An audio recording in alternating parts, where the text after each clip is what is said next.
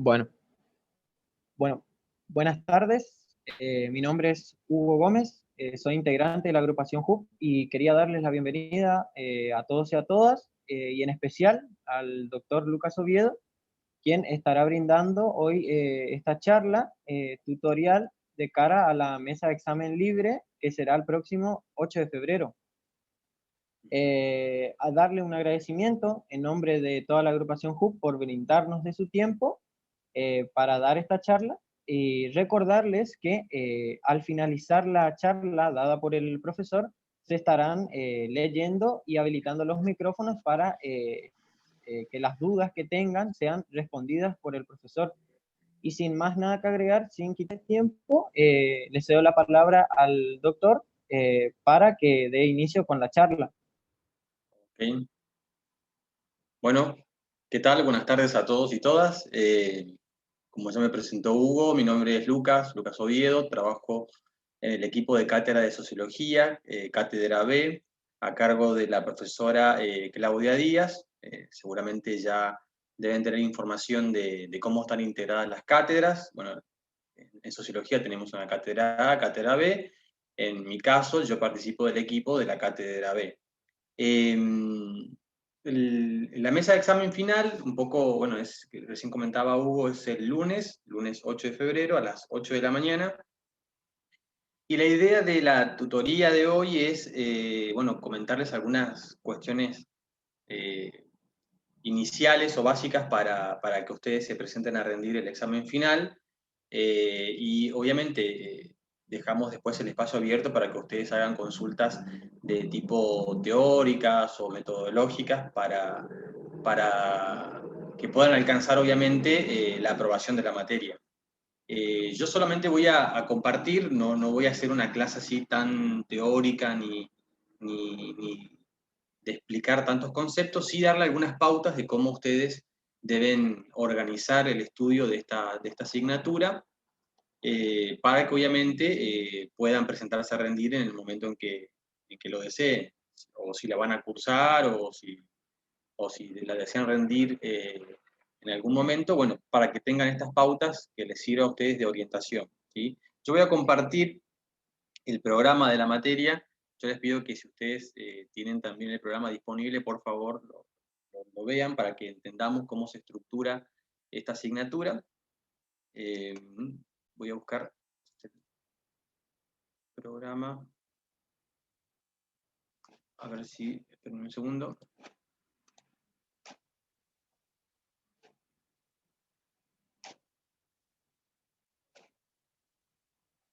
Si puedo compartir el programa.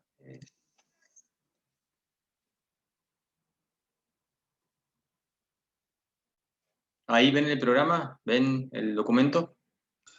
Sí, profesor. Ok, bien. Bueno, una cuestión esencial es, bueno, ver cómo se estructura la asignatura. Como verán en el programa, la asignatura, bueno, Sociología Cátedra B, acá está el equipo docente, ¿sí? Sociología Cátedra B, cuenta con 8 unidades temáticas, o si no, 8 unidades o 8 ejes, que son las unidades 1, 2, 3, 4, así hasta la 8. Sin embargo, si ustedes lo miran a estas unidades temáticas, van a encontrar muchos conceptos o muchos autores que quizás por ahí no los vuelvan a ver o los vean de una manera diferente en otras asignaturas, y esto porque justamente la asignatura Sociología es una de las asignaturas de formación de las ciencias sociales que ustedes tienen en su plan de estudio como futuros abogados o abogadas. Entonces, contenidos que les puede resultar un poco diferentes, pero no alejados, porque todo lo que tenga que ver con las ciencias jurídicas, las ciencias políticas y las ciencias sociales están emparentadas, ¿sí? Todas forman parte prácticamente de las ciencias fácticas, entonces el tronco y el análisis es el mismo. Sin embargo, bueno, en sociología en particular hay como una base esencial que ustedes tienen que tenerlos y reconocerlos, desde el vamos, desde el llano, desde un primer lugar, para poder entender todo lo que viene. ¿Y cuáles son esos conceptos esenciales de la sociología? La van a encontrar en las unidades 2 y 3. ¿Sí? La unidad 1 de la asignatura es una unidad que hace una cuestión introductoria sobre la disciplina, sobre lo que es la sociología, cuándo surge esta disciplina y en el marco de qué contexto social y político surge. Esto está bien detallado en los autores, que después yo les voy a comentar cuáles son, pero el grueso del contenido, el grueso conceptual, teórico de esta asignatura, la van a encontrar en la unidad 2 y 3. ¿Sí? Entonces, antes de ir por la 4, la 5, la 6, hasta la 8, es esencial que ustedes a las unidades 2 y 3 las tengan como muy, muy presentes. ¿Sí?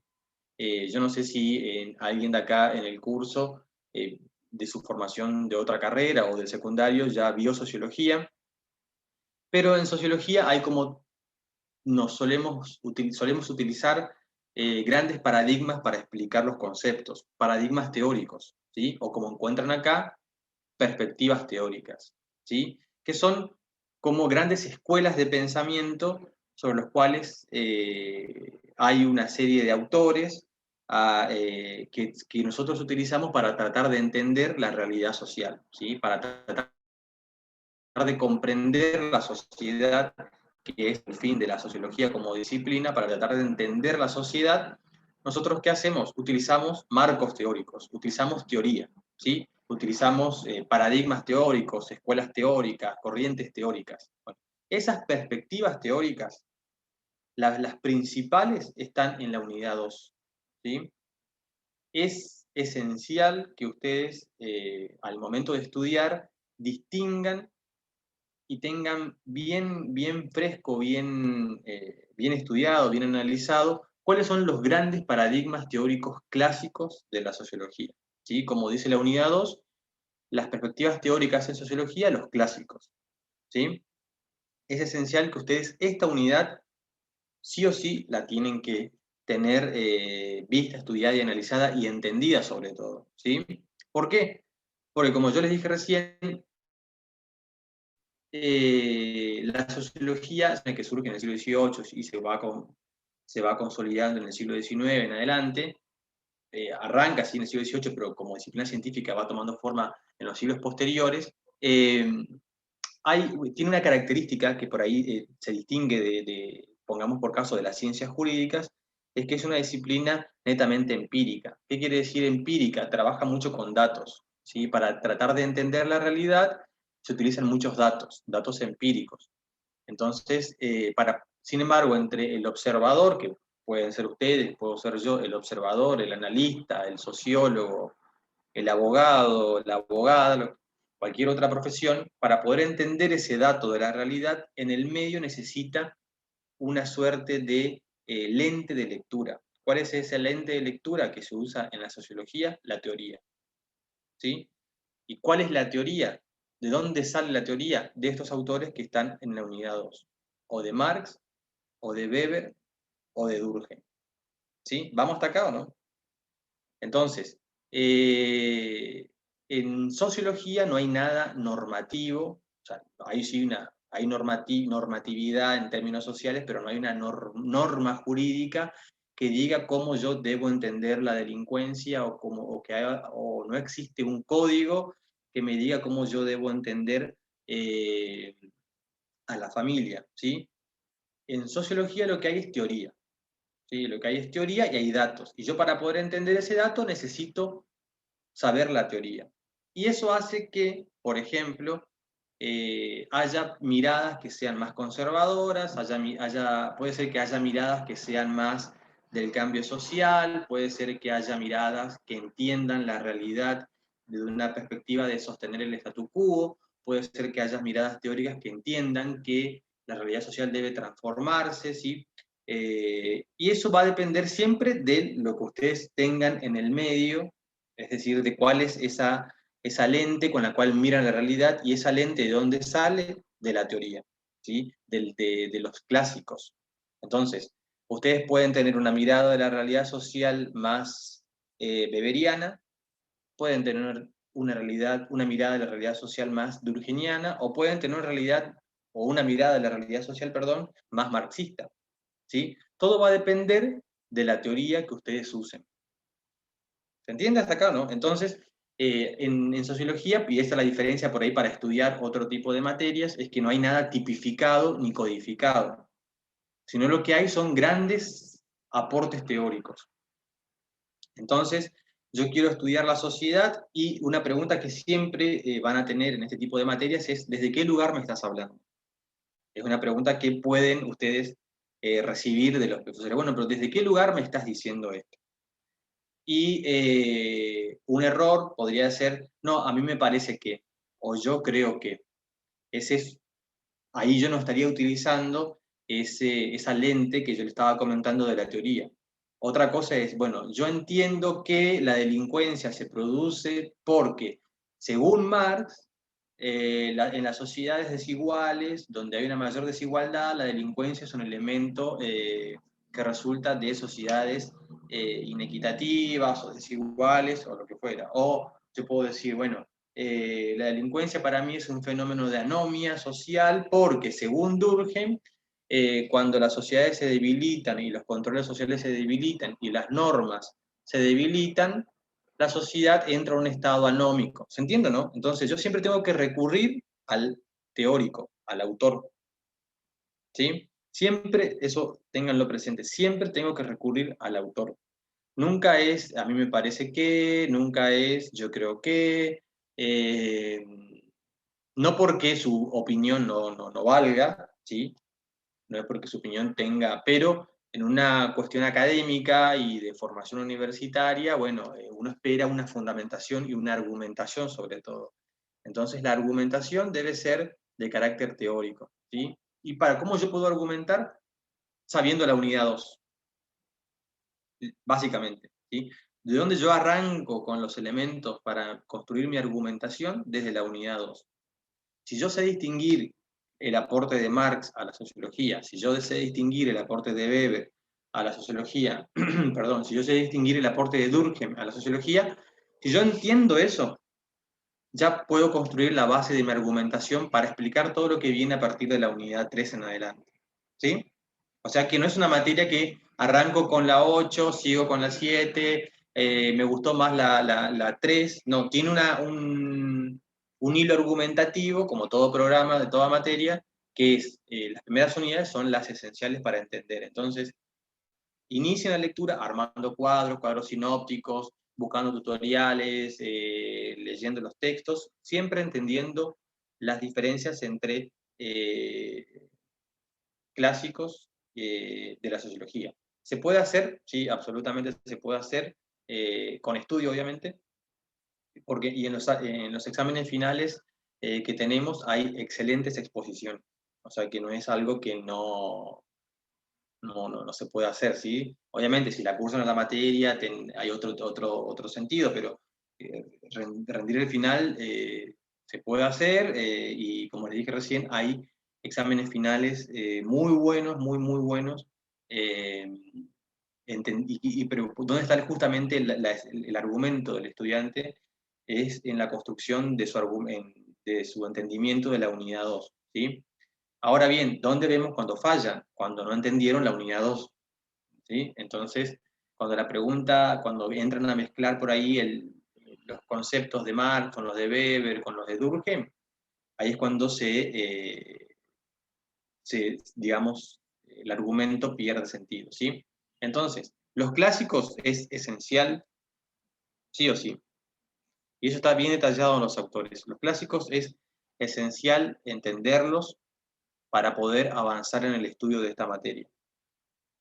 Y la otra unidad que les dije es la unidad 3, que es la perspectiva teórica, pero si notan ustedes, van a notar que acá dice los clásicos, y esto, lo que se ve acá en la unidad 3, es la perspectiva teórica más contemporánea, ¿sí? La perspectiva teórica más reciente, fines del siglo XIX y todo el XX. Son autores que hacen aportes a la sociología, ¿sí? Son autores que hacen aportes a la a la teoría sociológica, pero siempre sobre la base de lo que estos tres autores hicieron. ¿Sí? Es decir, que son autores contemporáneos que construyen nueva teoría, pero siempre discutiendo lo que dijeron los clásicos. Recuerden, cuando yo hablo de clásicos, hablo de Marx, Weber y Durkheim, ¿sí? Entonces, todo lo que viene en la unidad 3 son autores que hicieron aportes al campo de la sociología, de la sociedad, pero que la hacen sobre la base de los aportes de los clásicos. ¿Sí? Entonces, eso es esencial. Y ahí van a encontrar acá una serie de teorías. El interaccionismo simbólico es una corriente, Bourdieu es otra corriente, Habermas, Foucault, Giddens, Luhmann, el estructural funcionalismo y la teoría crítica, son todas escuelas. Todo eso está desarrollado en los autores, no se preocupen, son miradas. ¿Dónde está la diferencia? Siempre es dónde está la diferencia en cómo entienden la sociedad. ¿Sí? Cómo entienden el fenómeno social, cómo entienden el cambio social. Para darles un ejemplo, van a encontrar autores que dicen que la sociedad, para poder organizarse de una mejor manera, necesita más control, más normas, más instituciones estables. ¿Sí? Van a encontrar otras teorías que le van a decir, no, por ahí no viene la idea de entender la sociedad. Para que una sociedad cambie, lo que se necesita es que se rompan las estructuras, que se rompan las instituciones y que venga el cambio social, vía una revolución, vía una transformación. ¿Sí? Entonces, van a notar diferencias entre las perspectivas, y eso hace que algunas teorías sean más críticas. ¿Qué quiere decir que sean más críticas? Más cuestionadoras de la sociedad, ¿sí? Que cuestione la familia, que cuestione el poder, que cuestione a las instituciones tradicionales. Y van a haber otras teorías que dicen, no, estas instituciones están bien, lo que hay que hacer es tratar de que se sigan sosteniendo. O ponen el foco en otra cosa, digamos, ¿sí? O ponen el foco en otra cosa y no tanto en la idea del cambio social, ¿sí? Entonces, por ahí quizás por la formación que ustedes tienen, o por la formación que yo también tengo, solemos ser más institucionalistas, ¿sí? Puede ser que no, puede ser que sí, pero cuando yo les digo esto, ustedes creen en las instituciones, ¿sí? Y es muy probable que eso los lleve a inclinarse por uno de esos tres clásicos, ¿sí? Pero solemos tener una mirada más institucionalista de la realidad social por la formación por ahí que tenemos, ¿no es cierto? Eso no quiere decir que no haya otra mirada o que uno no sea crítico, porque tener una mirada institucionalista no quiere decir que uno no sea crítico, ¿sí?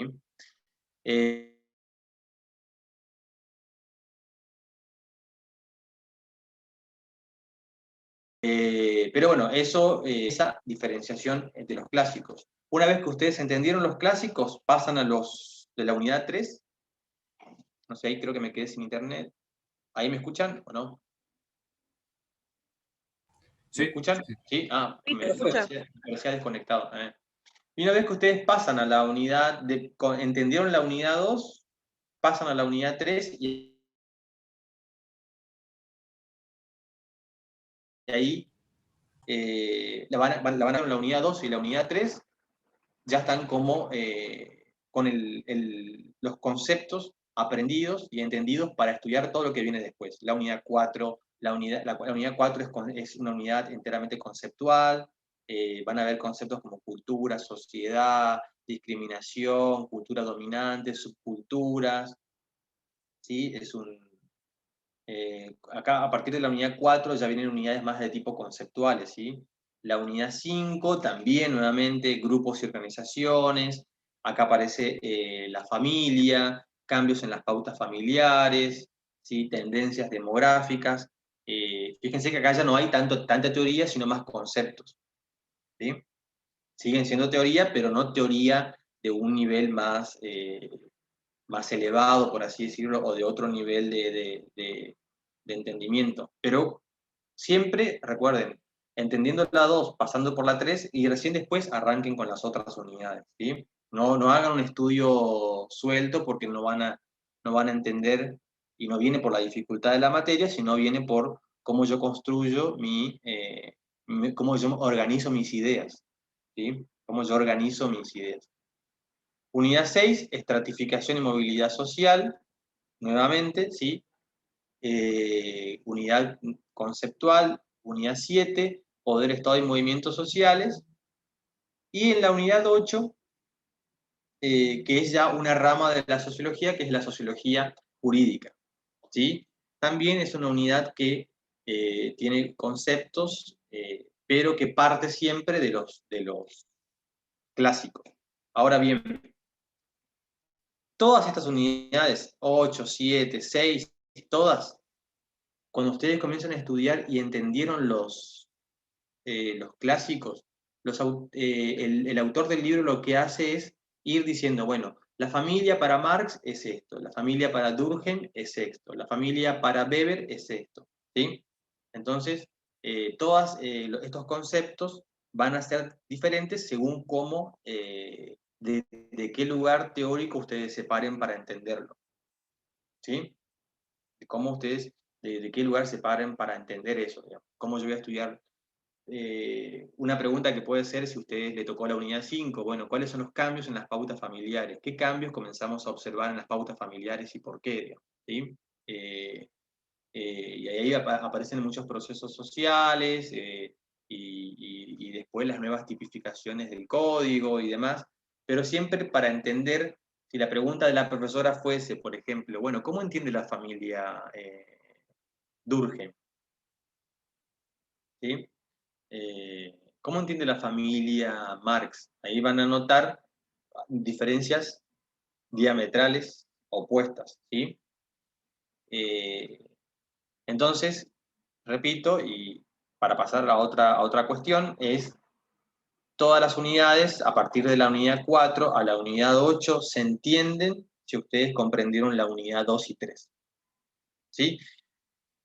Y en líneas generales, y esto también es un aporte por ahí para los organizadores de este espacio, así como podemos hacer una tutoría de sociología, también está interesante hacer una sociología, una tutoría sobre los clásicos, ¿sí? Sobre los pensadores clásicos y contemporáneos. Porque es como lo que estructura la asignatura, y entendiendo eso, el estudiante o la estudiante después lo resuelve de una mejor manera. Es como una forma de repasar qué aportes pueden hacer Marx, Weber y Durkheim al derecho. Que se organiza siempre en la facu, siempre en la facu se están organizando charlas, pero solo sugiero como a modo en otras instancias, ¿sí? Bien, y pasamos ahora a la bibliografía. Como dice acá en el programa, bibliografía básica de la materia. Hay 3 autores básicos. Giddens, Anthony Giddens, que es un gran sociólogo, que inclusive forma parte acá del material de estudio. Fíjense en la unidad 3, aparece Giddens, ¿sí? Un sociólogo inglés. Massionis y Plummer, y George Ritzel. Recomendación para estudiar Massionis, tómenlo como base para estudiar la asignatura, la van complementando con Giddens en los puntos en los que ustedes consideren de que no tiene un buen desarrollo Massionis, y para ver los clásicos, para ver Marx, Weber, Durkheim, para ver los clásicos, Ritzel, ¿sí? Es decir, para entender Marx, Weber y Durkheim, Ritzel. ¿Quiere decir que Massionis no lo desarrolla o Giddens no lo desarrollan? Sí, lo desarrollan, solo que por ahí puede pasar que estudiando solos les falte como un poquito más, un poco más de idea, y bueno, yo les recomiendo que ¿dónde pueden sacar ese concepto que le está faltando o esa idea que le está faltando? De Ritzer, ¿sí? Pero arranquen siempre con Massionis y Plummer, van complementando con Giddens, y los clásicos los pueden ir estudiando con Ritzer. Lo mismo para la parte de la unidad 3. ¿Sí? No sé si tienen para anotar, pero supongo yo que sí. Esto sería, a ver si yo puedo escribir acá. Se tenía, creo, con lápiz. Bueno, no importa. Esto sería Ritzer, esto, unidad 2, y teoría sociológica contemporánea para la unidad 3, para complementar, ¿sí? Si es que a ustedes les resulta que los conceptos que están viendo de Masionis y Giddens no les termina de cerrar en términos de los autores clásicos y contemporáneos. Después, a partir de la unidad 4 a la 8, pueden continuar con estos dos. ¿Se entiende o no? Esa sería como la cuestión. En el examen del lunes, inicialmente el examen va a ser escrito y los que aprueban el escrito pasan al oral. ¿Cuánto tiempo? En la mesa de diciembre fue de 40 minutos aproximadamente. Y creo que eran 20 o 25 preguntas, ¿sí? De todas las unidades, pero con más preguntas fuertes, o sea, fuertes, digo, mayor cantidad de preguntas sobre unidad 2 y 3, ¿sí? Sobre unidad 2 y 3. Digamos, en toda la materia, lo mismo para si les toca cursar o quieren cursar, siempre van a haber más preguntas de la unidad 2 y 3, ¿sí? Y recuerden que los parciales, para aquellos que cursan, como son integradores, en el segundo parcial se recuperan contenidos del primero, ¿y qué contenidos se recuperan? Los de la 2 y 3, ¿sí? Eso para comentar, no sé si quieren hacer alguna pregunta, si se entendió, si fui rápido o no, me comentan, o le comentan a Hugo que está coordinando. Si tienen alguna pregunta, habiliten su micrófono y háganle saber su duda al profesor. O escriban, en caso no pueda hablar. Había visto hoy, cuando arrancamos, una pregunta. ¿Sí, Andrés? ¿Estás queriendo preguntar algo? Sí, yo le quería, bueno, la verdad que muchas gracias, muy esclarecedor la información que nos dio el profe. Nos queda un poquito de día como para repasar. A mí no me está quedando bien en claro cómo es el proceso de rendir libre. Yo nunca rendí libre en esta carrera, así que no tengo idea, y menos virtual, digamos, ¿no? La parte virtual nunca rendí libre, así que no sé si va a ser por Zoom, dónde hay que entrar, no sé, alguien, si me pueden explicar esa parte. No sé.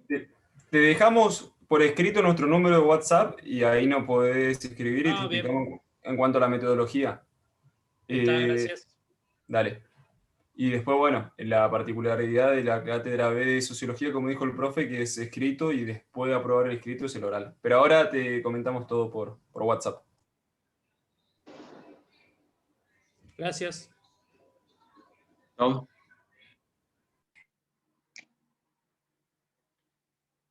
A ver si me dejas de comer. Disculpe, hola, ¿me escuchan? Hola. Acá estoy viendo el chat recién, ¿sí? No sé. Le hago una pregunta, porque estaba hablando justamente que hay que tener una mirada, o sea, cuando hagamos la exposición o el examen, tenemos que tener una mirada de los paradigmas que hubo en la sociología. Pero hay paradigmas, por ejemplo, que, o sea, entiendo los autores, pero hay paradigmas como si fuera que no las entiendo y, por ejemplo, no sé cómo abordarlas. Por ejemplo, ¿qué piensa Weber en la familia? Es como si fuera que, o sea, entiendo lo que es Weber, pero no sé cómo volcar eso. Por eso quería preguntarle cómo podría ser. No es que me diga así, sino como darme una idea, una pauta, un ejemplo, algo así. Ajá. Malena, ¿sería tu nombre? Sí, vale. Sí. Claro, a ver cómo podemos. Si se fijan ustedes en la unidad, voy a volver a abrir esto. Está bien la pregunta, porque lo que más cuesta es vincular, ¿sí? Lo que más cuesta es por ahí vincular o los autores con el concepto. En el caso de la familia, por ejemplo, Male, no va a haber una pregunta al estilo ¿qué piensa Weber de la familia? Porque no todos los autores por ahí pensaron siempre acerca de todas las instituciones, ¿sí? Pero Weber, como dice, fíjense en la unidad 2, Weber habla de la acción social, la comprensión y la tipificación. A diferencia de Marx y de Durkheim, Weber es un autor que busca estudiar el vínculo o estudiar la conducta humana a un nivel microsocial, se llama, ¿sí? Es como que yo tengo escalas, ¿sí? Tengo escalas de la sociedad que la puedo entender a un nivel macrosocial, a un nivel de la estructura, ¿sí? ¿Qué pasa a nivel de la estructura? ¿Qué pasa a nivel de las instituciones? O puedo estudiarlo a un nivel microsocial, ¿qué pasa a través de la conducta de las personas? ¿Sí? Weber lo que hace es estudiar la acción social a un nivel de las conductas de las personas, ¿sí? A estudiar, bueno, cuál es el sentido que tiene la acción para la persona, ¿sí? Entonces, Weber, en este caso particular, no te preocupes que no va a haber ninguna pregunta acerca de la familia con relación a Weber, pero para poder entender, sí, es que Weber es lo que se llama, no quiero por ahí entrar en conceptos tan técnicos así, pero es un individualista metodológico o un autor que busca estudiar a nivel microsocial, es decir, al nivel de la unidad social que puede ser la persona o un grupo, ¿sí? ¿Y qué le interesa a Weber? Básicamente entender justamente cuál es el sentido que yo hago con mi conducta, digamos. ¿Cuál es el sentido que yo hago con mi conducta? ¿Qué tenés que tener presente o qué tienen que tener presente? ¿Cuál es el concepto? Y eso sí lo tienen para anotar. ¿Cuál es el concepto de acción social de Weber y los tipos de acción social? ¿Sí? Hay como, eso es esencial para entender esto, digamos. Si es una acción racional con arreglo a valores, si es una acción racional con arreglo a fines, si es una acción tradicional, ¿sí? ¿Cuáles son qué es la acción social y cuáles son los tipos de acción social? ¿Sí? En este caso, por ejemplo, la pregunta no sería, a ver, supongamos que estás dando un ejemplo sobre la familia y comentaste de que, bueno, hoy, no sé, a ver, se me estoy acá tirando un ejemplo, ¿sí? Estoy diciendo un ejemplo, creando un ejemplo. Supongamos que, bueno, hoy un padre, comentás el caso de un padre que se separa y que no quiere mantener o sostener a los hijos, digamos. Bueno, entonces, hay esa acción de que ese padre que no quiere sostener económicamente a los hijos, bueno, una pregunta que podría ser es de la profesora podría ser, bueno, pero ¿cómo entendés la acción social de ese sujeto que no quiere sostener al hijo, digamos? ¿Es una acción racional con arreglo a valores? ¿Es una acción racional con arreglo a fines? ¿Es una acción tradicional? ¿Por qué lo hace, digamos? O yo quiero entender, por ejemplo, la actividad de la peregrinación. Bueno, ¿por qué la gente va y peregrina? Bueno, desde Weber sería, bueno, ¿cuál es el sentido que la gente le otorga a la peregrinación? ¿Lo hace racionalmente? ¿O lo hace por un valor que persigue? ¿O lo hace por una tradición? ¿O lo hace, ¿sí?, por el cuarto tipo de acción? Entonces, la pregunta no va a venir por el lado de qué piensa Weber de la familia, sino de que entiendas vos cuál es la acción social que los sujetos le damos a las cosas y esa tipificación que él hace, ¿sí? Lo que yo hago es racional, yo me muevo por racionalidad, es decir, quiero aquello y utilizo medios para alcanzar tal objetivo, yo lo hago porque tengo valores, o lo hago por una tradición, o lo hago por un afecto. Supongamos, ¿por qué estudian ustedes Derecho? ¿Lo hacen porque racionalmente quieren ser abogados o abogadas? ¿O lo hacen porque tradicionalmente tienen que ser abogados o abogadas? ¿O lo hacen porque tienen un alto valor por la justicia, que no hay otra profesión más indicada que esta para estudiar? ¿Se entiende, no? Entonces, no viene por el lado de qué piensa ver de la familia, sino puede venir por ejemplos más específicos en los cuales tenga que explicar por qué una persona hace una cosa o hace otra, ¿sí?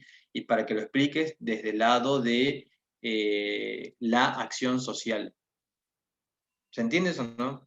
¿Por qué, no sé, y ahí aparece la fundamentación teórica, ¿sí? En el otro punto, donde sí Weber es un autor que estudia mucho, y que creo que lo van a ver en economía política, y no sé si lo van a ver también en historia, creo que sí, es cuando analiza el Estado y la burocracia, ¿sí? Todo lo que tenga que ver con el Estado y la burocracia es una mirada weberiana, ¿sí?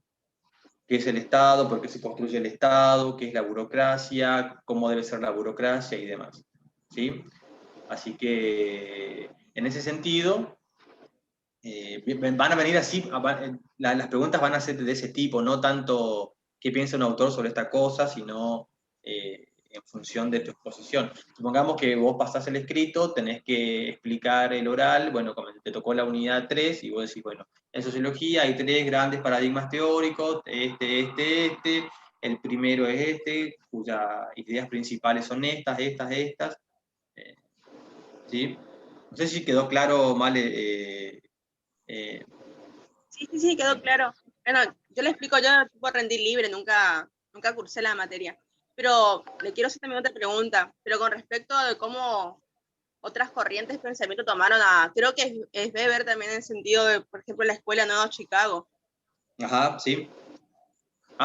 Sí, exactamente. Lo que comenta Male, para ahí los que no están por ahí estudiando o no llegaron a ese punto, bueno, si no llegaron a ese punto, viernes, apúrense, pero lo que comenta Male es que ella comenta la Escuela de Chicago, ¿sí? La Escuela de Chicago está en la unidad 3, es teoría contemporánea. Lo que van a ver ustedes de la teoría contemporánea es que son autores que nutren a los autores, se nutren de los clásicos. Por ejemplo, la Escuela de Chicago y el interaccionismo simbólico, como bien dijo Male, acá ya va un punto para Male, vienen de tradición weberiana, ¿sí? Si van a ver Bourdieu o van a ver la escuela, si van a ver Bourdieu o la escuela de Frankfurt, vienen de tradición marxista, ¿sí? Son teóricos, bueno, Bourdieu, sí, tradición marxista, son más críticos de transformación social, de cambiar, de estudiar la desigualdad, tienen otra mirada completamente distinta a Weber y a Durkheim, ¿sí? El multiple choice, el escrito a desarrollar, el multiple choice no es escrito, creo que es... Víctor pregunta en el chat si el multiple choice es escrito. No, es de opción, como dice el chat, como dice la opción múltiple, elegís una opción, ¿sí? Macionis y de los demás. ¿Me consultan también si se debe ingresar al campus para rendir el escrito? Sí, el escrito. Cámara prendida. Con cámara prendida, exactamente. ¿Por qué hacemos eso? Digamos, porque siempre surgen preguntas durante el examen. Preguntas de si se quedan sin conexión, o quieren avisar, o el cuestionario tuvo algún error o algún problema para abrir, entonces lo deben hacer con la cámara prendida en el momento del examen. El examen arranca a las 8, y bueno, y rendirán los 40-45 minutos con la cámara prendida en el examen, ¿sí? Acá Hernán también me preguntaba, Hernán, no sé qué andás haciendo por acá, pero Hernán preguntaba, no sé qué querías preguntarme, porque lo conozco, no sé si está o se fue, cuando estábamos rindiendo el escrito, ya está, ahí está Víctor, sí. Male, no sé quién iba a hacer la otra pregunta. No, yo, Hugo, me acercaron una duda diciendo si el número de preguntas, ¿cuántos serían aproximadamente o todavía no está definido eso? Todavía no está definido, pero si... Mira, no es algo que lo cerremos todavía porque estamos armando el examen, pero eran 25 preguntas en el examen pasado. En el examen pero no quiere decir que sean 25 en este lunes, ¿sí? Igualmente, sería un número aproximado. Antes de rendir, nosotros lo que hacemos es, bueno, el proceso de tomar asistencia a todos los estudiantes, y ahí les explicamos la modalidad del examen y para los que ingresan por primera vez a la plataforma, bueno, dónde tienen que ingresar y hacer clic y demás para rendir, ¿sí? Hay un aula especial que se llama Examen Libre Sociología B, y ahí van a encontrar el cuestionario, ¿sí? Pero es de opción múltiple.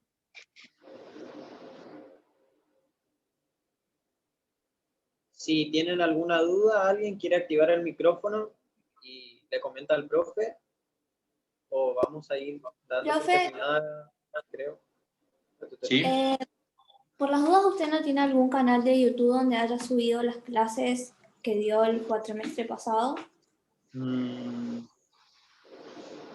Me parece que no. Canal como canal, no. Me parece que... Creo que no. No, canal no.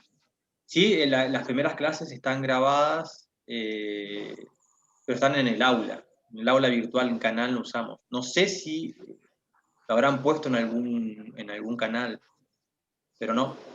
Profe, Ah, bueno, gracias. No hay problema. Está. disculpe, la facultad sí había grabado y subido una plantilla con link de clase. Así que en 2 minutos, Hugo o yo estamos pasando en el chat ese link para poder ver algunas clases, no todas, algunas. Perfecto. Sí, sobre todo está perfecto, gracias por la aclaración. Sobre todo las unidades 2 y 3, que son las más, como dije, las centrales. Y le hago otra pregunta, así si, por ejemplo, nos toca justo rendir la unidad 2, ¿podemos como explayarnos más en un autor o tenemos que saber bien los tres autores? ¿Qué sé yo? A mí me gusta un poco más, me gusta Marx, y me explayo con Marx, o sí tienen que ser los tres por igual. Es una pregunta. No, Nunca rendí por eso. no, podés... inicialmente podés comenzar por Marx, como dice el programa, pero en todo caso no te va a dar el tiempo. Si estás muy sólida y sabés muy bien el contenido, hay un límite de tiempo en el examen, no es que vas a estar 1 hora explicando, pero sí, seguramente podés tener una pregunta de, bueno, ¿qué diferencias hay entre Marx y Durkheim y Marx y Weber? Lo importante es que sepas los tres.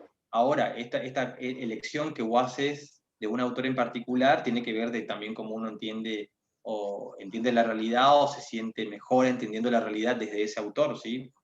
Eso es válido y la cátedra no toma ninguna posición en el sentido de decir, me parece que estás eligiendo mal. Si vos, ¿sí? Así que, obviamente, hay autores que te pueden sentir más a gusto que otros, y está bien que hagas eso porque eso hace a la argumentación y a la formación universitaria. Así que, pero tenés que, en líneas generales, tenés que saber los tres. Sí, tenés que saber los tres. Bueno, gracias. Está. Ahí Profe, pasó. ¿Sí? Otra pregunta que acercaron ahí diciendo si el material es central, se podría decir, es Macionis y lo demás que comentó complementario, o todo por igual. No, como dije ahí, Marcelo, es Macionis y Giddens son los esenciales, son los dos básicos. Yo sugiero que comiencen con Macionis y que si alguna cuestión que Macionis no desarrolla muy bien, lo vayan complementando con Giddens. Los que están Ritzer es para complementar unidad 2 y 3. ¿Sí? ¿Qué significa complementar? Este autor Ritzer lo que hace es desarrolla todo su libro sobre los autores de la unidad 2 y la unidad 3. Entonces, si ustedes tienen alguna cuestión que no les quedó claro del Macionis, de Guide, no les quedó claro de los videos que subieron recién ahí en el chat, no les quedó claro vayan a ese autor, ¿sí? Vayan a Ritzer. Tengan en ese mapa conceptual que armen, vayan y tenganlo presente. ¿Sí? No, recuerden, no les van a hacer preguntas, o no vamos a hacer preguntas de una formación de sociólogo o socióloga, sino son preguntas de entendimiento general de los autores, ¿sí? Si es que les tocan el bolillero, puede ser que no, ¿eh?